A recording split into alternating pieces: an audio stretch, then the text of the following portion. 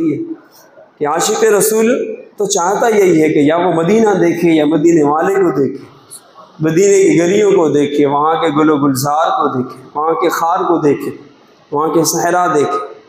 मोमिन की तो शान यही होनी चाहिए। वो आशिकी क्या कि दावा इश्क करे और देखे वो जिसे देखने से शरीयत मुस्तफ़ा ने मना किया।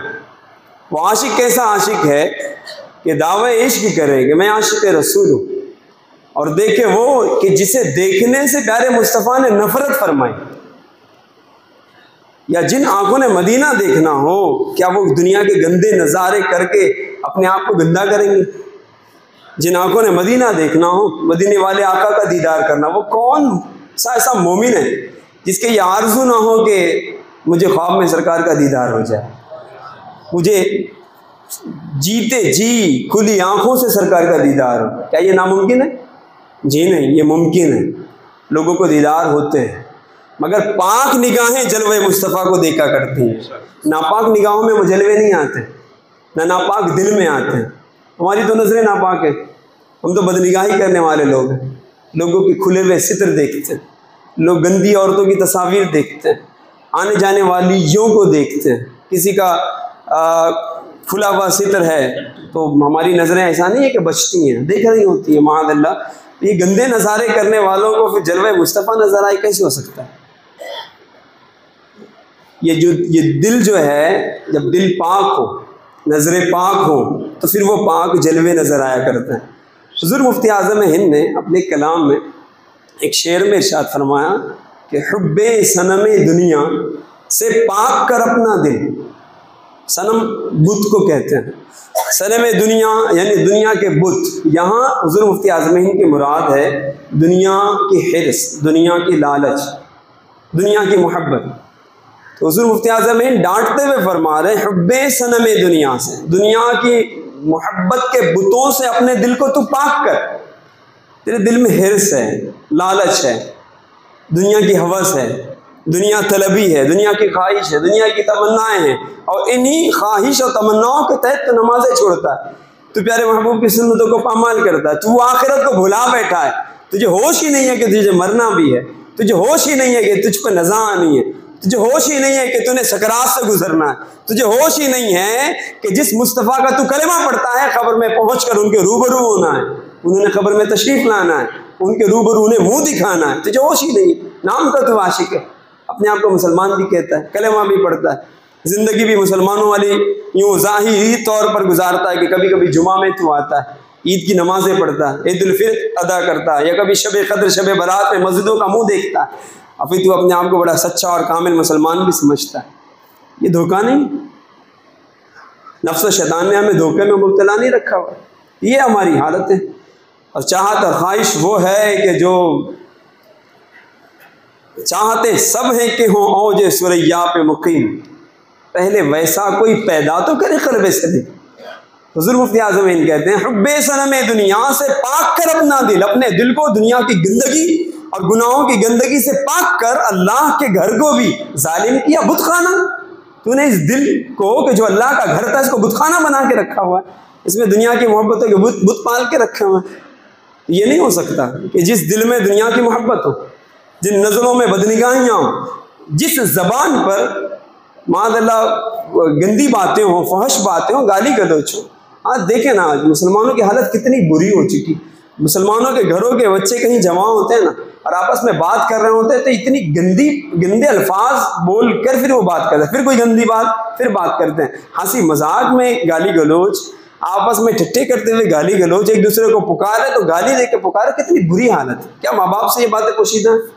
ये माँ बाप नहीं जानते कि ये हालात हैं और ऐसी ऐसी आदतें पैदा हो चुकी हैं औलादों में। बराए करम इस पर सख्ती फरमाएं, और सिर्फ सख्ती नहीं करें, उनकी तरबियत करें। और उस तरबियत के लिए ज़रूरी है कि हमारा घर में जो हमारा अंदाज़ हो वो भी अच्छा हो, क्योंकि बच्चे जो होते हैं ना वो कही हुई को कम सुनते हैं, करे हुए को ज़्यादा कबूल करते हैं। ये है ऑब्जर्वेशन जो होती है ना, जो जैसा बंदा देख रहा होता। हमारे हम तो मैं चूँकि दर्स व तदरीस से मुतालिक हो, टीचिंग फील्ड से मुतालिक हो, तो हमें पता है कि हम जब ओरली यानी ज़बानी तौर पर किसी को समझा रहे होते हैं तो बच्चा उतने जल्दी उस बात को कबूल नहीं करता, लेकिन जब उसी चीज़ को दिखा दिया जाए, या प्रैक्टिकल करके समझा दिया जाए तो बच्चा बहुत जल्दी उसे कबूल कर लेता है। होता यह है कि हमारा ओरल जो है ना, ज़बानी तौर पर जो यानी तकरीरी मामला है, वो हमारे अमाल के बरखिलाफ़ है। हम जो बोल रहे होते हैं अमल उसके खिलाफ होता है।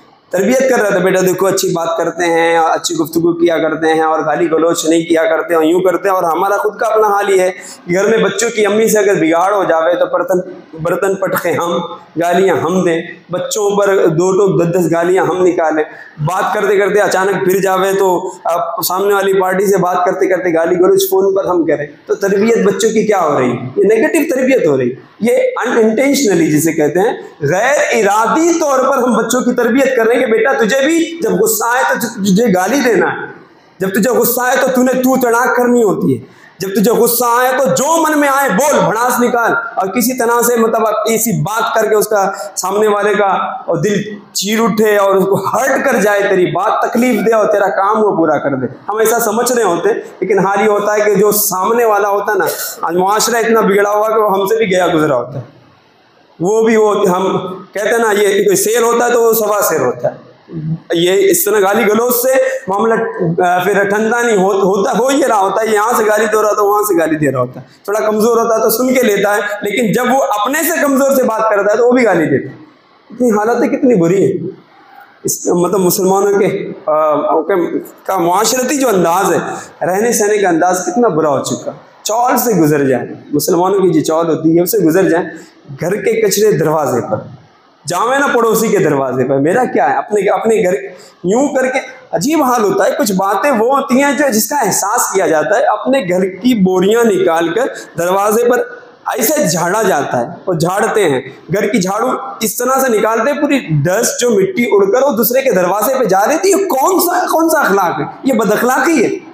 बाद लोग अपनी गाड़ियों को यूं जोर जोर से झाड़ रहे होते हैं, दूसरों की गाड़ियां बाजू में खड़ी होती, तो ये आप क्या कर रहे हैं? चाहिए ये था किसी कपड़े से अच्छे से यूं पोंछ कर उसकी गर्द नीचे गिरा दी जाती। आप जो उड़ा रहे हैं ये क्या कर रहे हैं?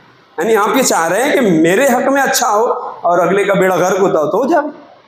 नहीं देखा हमने बुजुर्गों से कई ऐसे वाकयात है कि एक बुजुर्ग के घर में बहुत सारे चूहे थे, तो उन्हें किसी ने मशवरा दिया कि हज़रत कोई बिल्ली पाल ले तो उसके डर से चूहे भाग जाएंगे।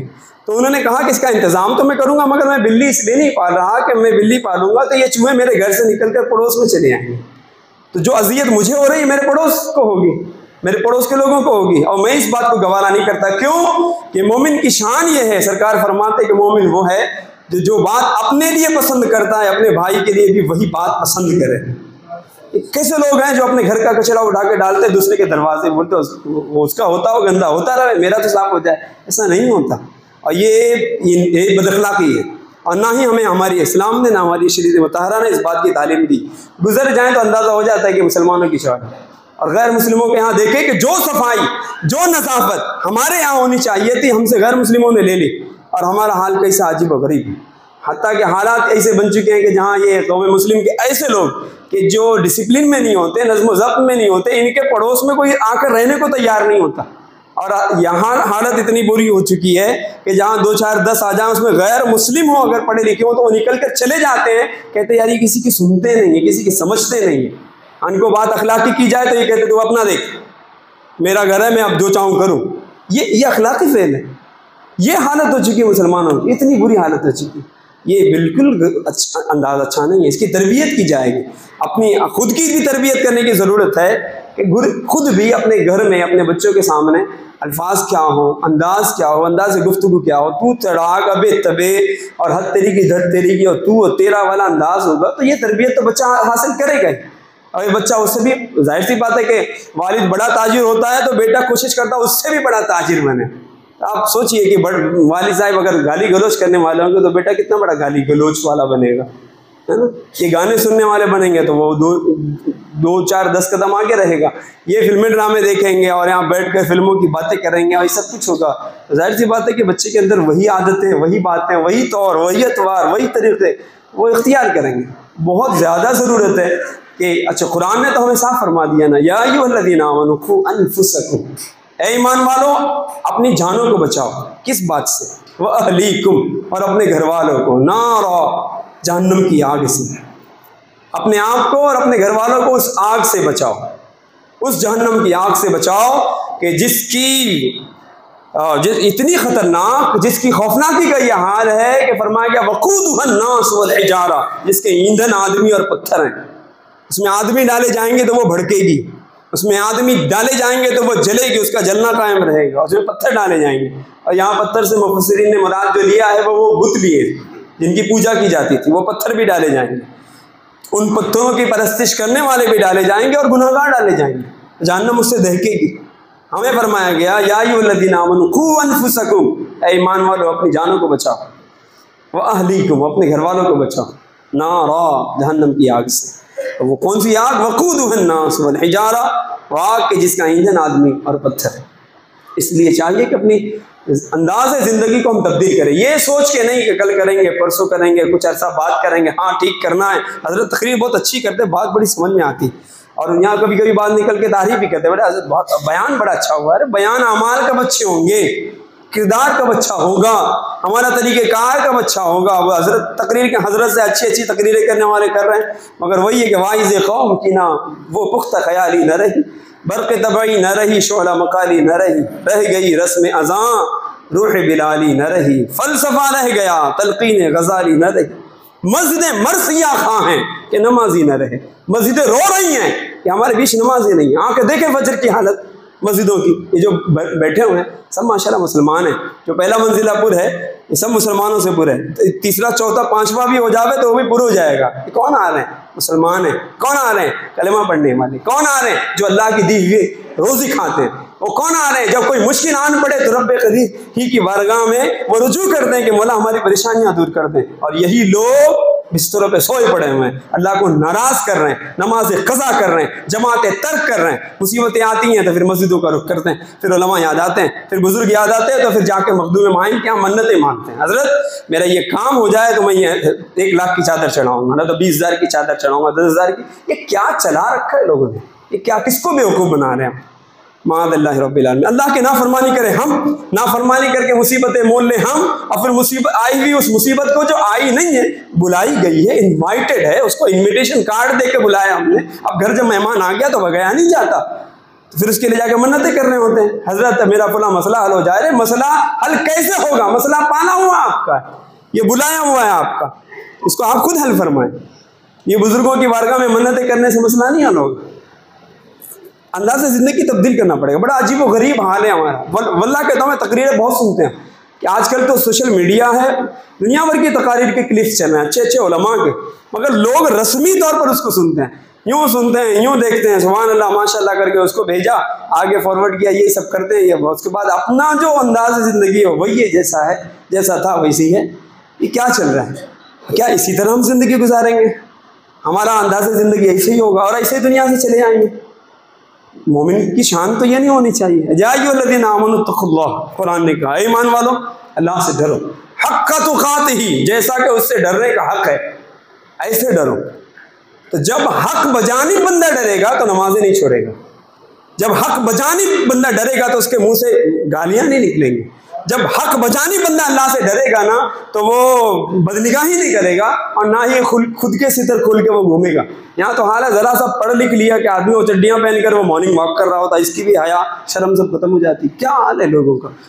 इस्लामी तालीमात क्या, शरीयत मुस्तफ़ा क्या कहती है? घर में भी वैसे ड्रेस में घूम रही होती कौम, यानी खुद। अब क्या मतलब कि माज़अल्लाह खुला हुआ सित्र हो, यानी घुटना खुला हुआ है, घर वालों के सामने खुलना जायज़ हो गया? किस मुफ्ती साहब ने दी है इजाज़त इसकी? यहाँ तो पूरे मोहल्ले के सामने घूम रहा है वो, पता नहीं कौन कौन से 3/4 तो 2/4 तो कोई 1/4 होगा, कोई 0/4 हो जाएगा, तो आदमी पैदल ही हो जाएगा माज़अल्लाह। फिर तो क्या पता नहीं क्या कुछ होगा। ये सब कुछ करके और फिर इसमें भी बाद तो मस्जिदों में भी आ जाते हैं ऐसे ड्रेस, ऐसे लिबास पहनकर। हत्ता कि मैं आपको अर्ज़ करूँ, बात आई है तो मसला अर्ज़ कर रहा हूँ, लोग वो नाइट के जो लिबास होते हैं, नाइट के ड्रेस, वो पहनकर मस्जिद में आते हैं, नमाज़ पढ़ते हैं। ये नमाज जो है ना मकरूह तंज़ीही होती है। मकरूह तंज़ीही क्यों है? नमाज में वो लिबास पहना जाए कि जो लिबास पहनकर बंदा मुअज़्ज़ज़ीन की मजालिस में जाता है, शादी ब्याह में जाता है। क्या ये नाइट ड्रेस पहन के लोग जाते क्या शादी ब्याह में? वहाँ तो ज़्यादा शर्म आती, और अल्लाह ताला के पाकीज़ा घर में आते हुए। जबकि बुजुर्गों से क्या मनकूल है? इमाम आज़म अबू हनीफा से, सैयदना ख्वाजा गरीब नवाज से, हुज़ूर गौस आज़म से, दीगर बुजुर्गों से आम लिबास तो उनका जो भी हुआ करता था, लेकिन मस्जिदों में आने के लिए बहुत महंगा लिबास पहनते थे वो। और ये कहा करते थे कि दुनियावी बादशाहों के यहाँ जाएं तो हम उसके लिए बनते ठनते हैं, जो सारे बादशाहों का बादशाह है, जो अल्लाह तबारक व तआला, उसके दरबार में यूं उठ के चले जाए। ये तो हमारे बुजुर्गों ने सोच दिए। हालत इतनी बुरी हो गई ना, घरों में लिबास और मादला, अगर हम घर में भी है ना तो हया का तो तकाजा ये है कि घर में भी बंदा इतने ऐसे नॉर्मल कपड़े ना पहने कि जिससे सित्र जाहिर होता हो, यानी कपड़े भी हमें सित्र जाहिर होता है, और यानी इतना पतला होता है कि पानी पड़ जावे तो उससे बदन की रंगत नजर आनी शुरू हो जाए। ये दुरुस्त थोड़ी है। ये क्या किस चीज़ की तालीम दी जा रही है? हया का तकाजा क्या है? हया का तकाजा ये है कि सित्र पोशी की जाए और घरों में इसकी तंबीह की जाए, घरों में भी समझाया जाए। हमारा मर्द का जो सित्र है वो क्या है? नाफ से लेकर, यानी नाफ ढके, उससे लेकर घुटनों समेत, घुटनों के नीचे तक, ये मर्द का सित्र है। ये हमेशा छुपा होना चाहिए, चाहे वो गुस्ल करता हो, नहाता हो, कपड़े तब्दील करता हो, तब भी उसको ऐसे मोटे टॉवेल इस्तेमाल करने पड़ेंगे। एक तो यानी नहाने के बाद जब वो उस पर पहने भी या तहबंद भी पहने तो बदन की नमी से कपड़ा चिपक ना जाए, जिससे बदन की हैयत यानी उसकी बनावट दिखे, या उसकी नमी की वजह से बदन की रंगत नजर आनी शुरू हो जाए। दोनों सूरतें, रंगत जो नजर आ रही है माज़अल्लाह तो बंदा नाजायज काम कर रहा है, और हैयत नजर आ रही है वो भी दुरुस्त नहीं। मसला ऐसे समझ जाएं, मसलन कोई शख्स मस्जिद में आया और नमाज पढ़ता है और इतनी स्किन टाइट वो पैंट पहने हुए, कपड़ा पहने हुए कि जब वो रुकू में जाता है तो कपड़े तन जाते हैं और बदन पर चिपक जाते हैं, तो याद रखिए इसमें शरई मसला है। उसकी नमाज तो हो जाएगी, लेकिन पीछे वाले नमाजी का उस पर नजर करना नाजायज और हराम है, नाजायज है, गुनहगार हो रहा है। नमाज में होकर लोगों को गुनहगार किया जाए। सोचिए लिबास कैसे कैसे लोग लिबास पहन रहे हैं, फिर मस्जिदों में आ रहे हैं उस तरह का लिबास पहन के। तो बराए करम अगर आदतें हैं, एक तो ये कि मस्जिद में हमारी कौम आ नहीं रही, अल्लाह ही खैर करे, मतलब वो कौन से मुकर्रिर साहब की तकरीर इनको सुनाई जाएगी। मैं कहता हूँ हाशमी मियाँ भी आकर यहाँ हर हफ्ते बयान करें ना, तो भी जिस कौम ने नहीं सुनना वो नहीं सुनेंगे, वहाँ पे भी उनको भी सुन के अरे तकरीर तो हजरत ने बहुत ज़ोरदार की, माशाल्लाह मजमा हिला दिया। खुद नहीं हिले, न इनकी तबीयत हिली, न इनकी कैफियत हिली, न आदतें हिल रही हैं, मत क्या तकरीर की। हमारा अंदाज यही है, तकरीर करके जाएंगे और कोई आने वाला मुखर्रिर हो बात लच्छेदार करे और लतीफ़े सुनाए और नारे तकबीर, नारे रिसालत, और फ्री में जन्नत दिलाता हो, मुफ्त में जन्नत भेजता हो, मुफ्त में मतलब शफाअतें मिलती हैं, और क्या तकरीर की हजरत ने। भाई ईमान ताज़ा कर दिया। ये इसका ईमान ताज़ा ऐसा हुआ है कि फजर में ढूंढिए इसको, ये मिलेगा नहीं, 9 बजे मिलेगा, बस बिस्तर से निकल कर आएगा, इसका ईमान ताज़ा हो गया। ये ईमान की ताजगी है। तब ये मुर्दगी किसको कहते हैं? फिर ईमान मुर्दा कब होता है? ये ईमान की ताजगी है। हजरत ने ईमान ताज़ा कर दिया कि 9 बजे हम उठे हैं, उसके बाद हम कारखाने में गए हैं, जोरदार गाना चलाया है, खुद भी सुना है, मजदूरों को सुनाया है, और फिर पार्टी पे खूब फोन पे बातें की हैं, 2-4-10 की गिबतें की हैं, और उसके बाद किसी से लड़ाई हुई है, उसको 10-15-20 गालियां दी हैं, कोई मखरूज आ गया कर्जा लेने के लिए तो उसको डांट के भगा दिया है, चूंकि हमारी चलती थी अच्छी।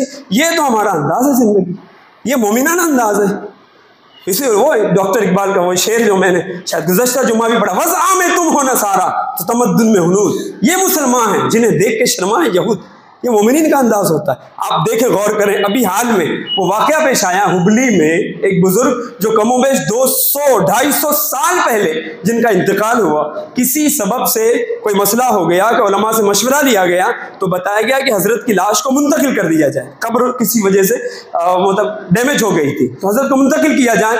250 साल के बाद जब उनकी कब्र को खोला जा रहा है तो उनका लाशा सलामत, उनकी लाश सलामत। आप गौर करें कि ये अल्लाह वाले थे ना, हम क्या सोचते शायद ये उलमा रहे होंगे, नेक और मशाइख और बहुत बड़े बुजुर्ग रहे होंगे तभी उनकी लाश सलामत है।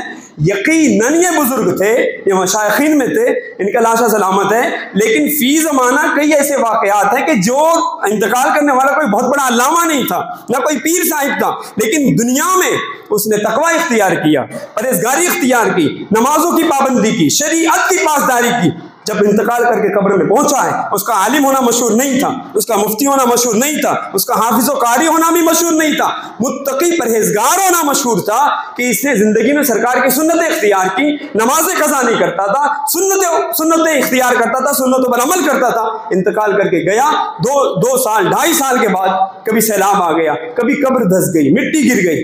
जब मिट्टी ठीक करने के लिए लोगों ने थोड़ा और मिट्टी हटाई तो देखा लाशें सलामत है, कब्र में लाशें सलामत हैं। लोगों के ईमान ताज़ा होते हैं उनको देखकर। लेकिन काश के ये ईमान की ताजगी हमारे अंदर ये जज्बा पैदा करे कि वो कौन सी सिफतें थी, वो कौन सी खूबियां थी, वो कौन सी अच्छाइयां थी जिसे इख्तियार करके ये गया तो कब्र में इसकी लाश सलामत है, इसकी लाश कब्र में सलामत है। काश कि हम भी वो अच्छाइयाँ इख्तियार करें, हम भी शरीयत की पासदारी करें, हम भी आका दो आलम सल्लल्लाहु अलैहि वसल्लम की सुन्नतों को इख्तियार करें, हम भी अपने वजूद पर शरीयत को लाजिम करें, अपने घर में दीनी माहौल कायम करें, ताकि हमारे जाने के बाद भी और जब हमारा इंतकाल हो कुछ अरसे के बाद कभी ऐसा मामला हो जाए तो लोगों की ज़बान पर यह शेर हो कि जबी मैली नहीं होती दहन मैला नहीं होता,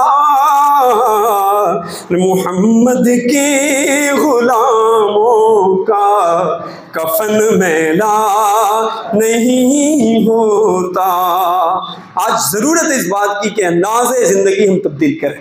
बहुत रस्मी अंदाज हो गया, बहुत नफ्स शैतान के झांसे में आकर हमने अजीब व गरीब गफलत वाली ज़िंदगी इख्तियार कर रखी है और उसी को जी रहे हैं। तब्दील करें इसे, लाएं ज़िंदगियों में इनकलाब। अचानक आंखें बंद होगी, सब कुछ तर्क करके कब्र में जाना है और सरकार को मुँह दिखाना है कि जिनका कलमा होश आते ही हमने पढ़ा है, जिनकी नातें पढ़ी हैं, जिनके ताल्लुक से कभी कभी हमने जाके मस्जिदों में बयान सुने हैं ना, भले हमारा अंदाज़ ज़िंदगी उल्टा सीधा था, उसी आका दो आलम सल्लल्लाहु अलैहि वसल्लम ने कब्र में तशरीफ़ लाना, उनको मुँह दिखाना है और उन्हीं की शफाअत से बेड़ा पार होगा। उन्होंने ही हमें दाखिले जन्नत करना है। इसलिए मोमिन की शान यही हो कि आका दो आलम सल्लल्लाहु अलैहि वसल्लम की रिज़ा जोई, उनकी खुशनुदी वाले काम करें, उन्हें राज़ी कर ले। तो फरमाया गया तरीक़े मुस्तफ़ा को छोड़ना है वजह बर्बादी, इसी से कौम दुनिया में हुई बेइख्तिदार अपनी। और आका दो आलम सल्लल्लाहु अलैहि वसल्लम की रिज़ा ये है कि हमें करनी है शहंशाह बतहा की रिज़ा जोई, ये अपने हो गए तो रहमत परवरदिगार अपनी। वमा अलैना इल्लल बलागुल मुबीन।